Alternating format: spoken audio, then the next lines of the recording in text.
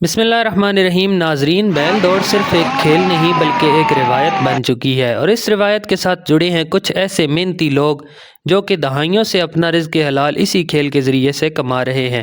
ایسی ہی ایک شخصیت لالا علی، جنہیں عرف عام میں طالبان بھی کہا جاتا ہے، ان سے میں نے تھوڑی سی گفتگو کی ہے۔ ان کے پکوڑے اور جلیبیاں انتہائی مشہور ہیں، تو جو میں نے ان سے گفتگو کی ہے، ٹائم میرے پاس بہت ہی مختصر تھا، لیکن دو چار سوال جو میں نے ان سے پوچھے، آئیے آپ لوگوں کو دکھاتے اور سناتے ہیں۔ چاچا کیا حال ہے؟ ٹھیک ہو؟ شکر الحمدللہ جی۔ خیریت ہے جی اللہ پاک کا گل کرم سنو، کتنا عرصہ ہو گیا تو جلیبی پکوڑے جل سے سیل کرے نا؟ یہ کم سے کم 22 سال ہو گئے 22 سال؟ جی۔ ماشاءاللہ۔ کیڑی چیز زیادہ سیل ہونی، جلیبی یا پکوڑے؟ دو چیزاں زیادہ سیل ہونی ہیں، پوریاں نہیں ہونی اللہ، جلسے پہ۔ اچھا ماشاءاللہ۔ ہاں۔ کی وجہ لوگ اتنا اعتماد توڑے کیوں کریں؟ بڑا نام ہے تو سنا۔ اللہ نے حکم نا ایک نمبر چیز ہونی جی بالکل، اور معیار اچھا ہونا، اخلاق ماشاءاللہ۔ سب تو بڑی گل ہے، اخلاق نہیں۔ ہاں اصلی گل ہی ہے جی، بے شک۔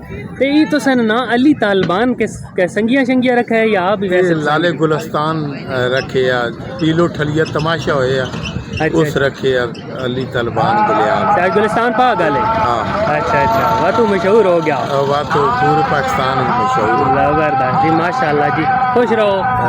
تو سنا وسیم ہے، دونوں نے بیٹے ہو؟ جی۔ اچھا اچھا ماشاءاللہ جی۔